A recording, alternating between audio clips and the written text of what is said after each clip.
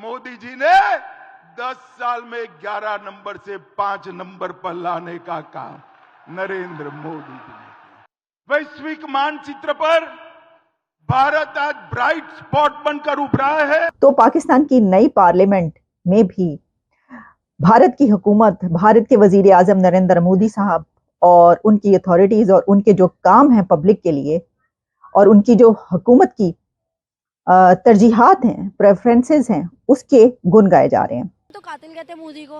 भाई मोदी ने तो सवार दिया मुल्क को। उसने सवार दिया, देखे ना वो काम करते हैं अपने आवाम के लिए। उसने तो सिलेंडर दिए हैं फ्री घर में, एक सिलेंडर फ्री घर को दिया है।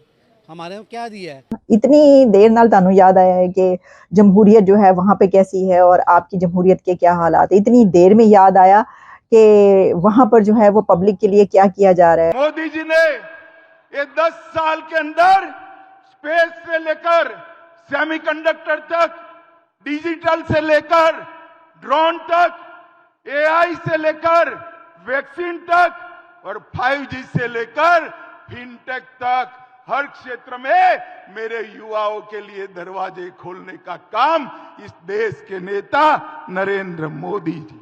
लेकिन जब से मैंने होश संभाला है, थोड़ी सी अकल मुझे आई है, मुझे अब ना ऐसे इस मुल्क में मैं रहता हूँ तो मुझे अजीब सी फीलिंग्स आती हैं कि मैं एक ऐसे माशरे में रह रहा हूँ जहाँ पे हर दिन कातलाना हमले हो रहे हैं, कि गरीबों के चूल्हे बंद हुए हुए हैं।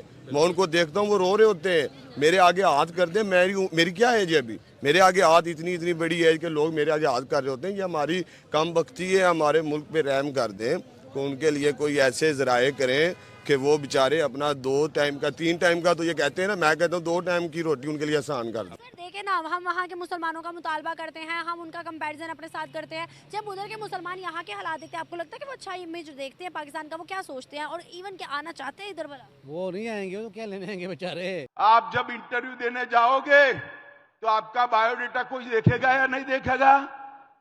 तो आपको देश का प्रधानमंत्री बनाना है, बायोडेटा देखोगे या नहीं देखोगे? बायोडेटा देख लेना, आपकी चॉइस केवल और केवल नरेंद्र मोदी होगी और कोई नहीं। पाकिस्तान में नई हुकूमत बन गई और शहबाज शरीफ साहब नए प्राइम मिनिस्टर भी बन गए, लेकिन पाकिस्तान की नई पार्लियामेंट में इंडिया के गुण गाए जा रहे हैं। पाकिस्तान की नई पार्लियामेंट में इंडिया की तारीफें की जा रही हैं और पॉलिटिशियंस जो स्पीचेस कर रहे हैं उन तकरीरों में वो ये कह रहे हैं कि देखो इंडिया में क्या हो रहा है, देखो वो कहां पर पहुंच गए, देखो उनकी हुकूमत अपनी पब्लिक के लिए कैसे काम कर रही है और हम यहाँ पर क्या कर रहे हैं। तो पाकिस्तान की नई पार्लियामेंट में भी भारत की हुकूमत, भारत के वजीर आजम नरेंद्र मोदी साहब और उनकी अथॉरिटीज और उनके जो काम हैं पब्लिक के लिए और उनकी जो हुकूमत की तरजीहात हैं, प्रेफरेंसेस हैं, उसके गुण गाए जा रहे हैं।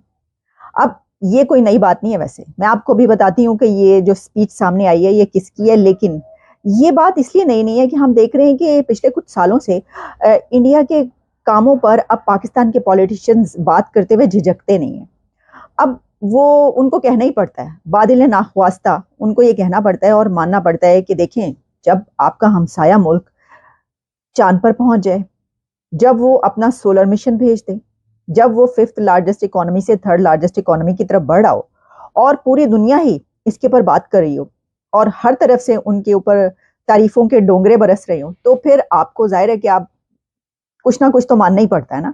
तो अब वो जो एक झिझक और रुकावट हुआ करती थी वो इसलिए भी मेरा ख्याल है खत्म हुई है, या इसलिए भी ये फर्क आया है कि क्योंकि एक तो जाहिर है कि उनकी तरक्की जहां पहुंच गई है वो उसे जो है, मैं ये बल्कि देख रही हूँ कि बहुत सारे ऐसे लोग जिनसे डिबेट्स हुआ करती थी, जो बात किया करते थे, वो कहते थे नहीं नहीं देखो ठीक है, ओके तरक्की हो रही होगी, लेकिन वहां पे ये भी है, ये देखो यहाँ पर वहां पर ये कितना मसला है, ये कितना मसला है।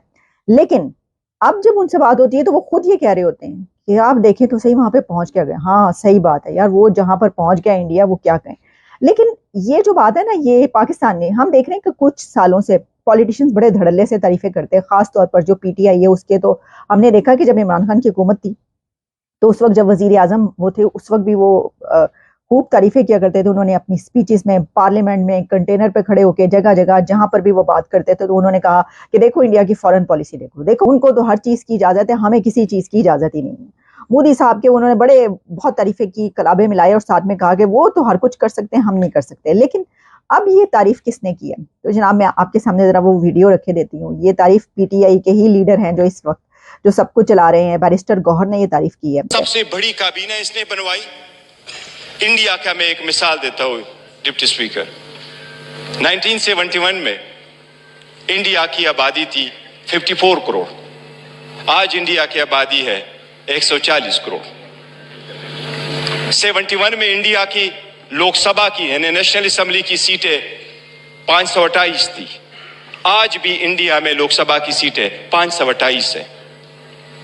जो सीटें मुख्तस थी 54 करोड़ लोगों के लिए, इंडिया ने कहा हमने ओहदे नहीं बांटे, सीटें नहीं बांटी, हमने अपना पैसा बचाना है, आवाम का पैसा बचाना है। आज भी 140 करोड़ उसी सीटों पे बैठे।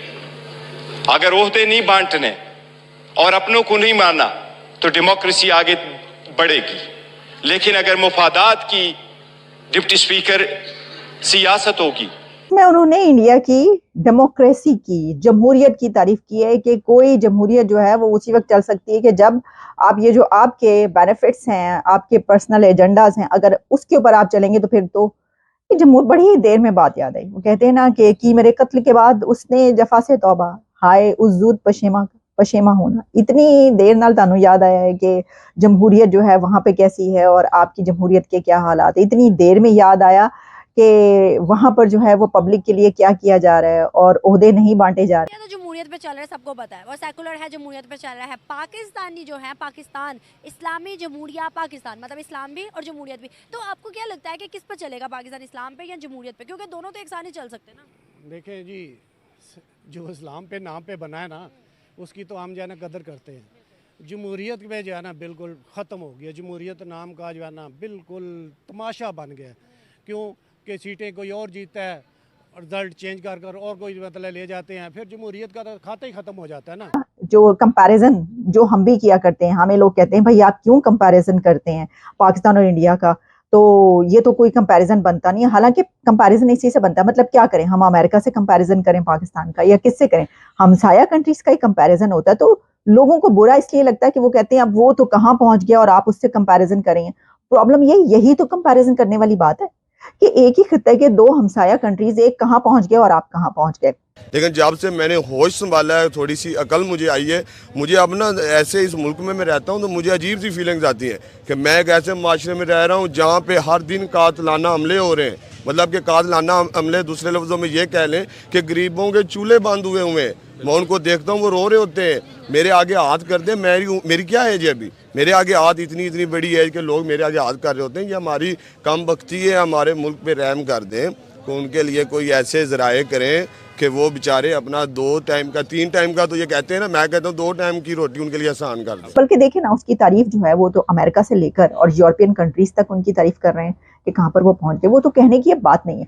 मैं अगर ये कह रही हूँ तो ये मुझे इसके ऊपर कोई तौजीह देने की इसलिए जरूरत नहीं है कि अब बच्चा ये कह रहा है। और पाकिस्तान को तो मैंने आपको बता दिया, बच्चा ये कह रहा है कि ओ वेखो कितने पहुंच गए थे, तुसी कितने हो। तो कहते हैं कि अब ये जो आपने चूरन बेचा, प्लीज हमारे सामने ये मत कहें, क्योंकि अब हमें सच का इल्म हो चुका है, हमें सच पता चल चुका है कि क्या तारीख है और असल में हिस्ट्री में क्या हुआ है, पास्ट में क्या हुआ है और प्रेजेंट में क्या हो रहा है। ये सब हमें पता चल गया इंडिया और पाकिस्तान के रिलेशंस के हवाले से। तो अब ये चूरन बिकना जो है ना बड़ा मुश्किल है। तो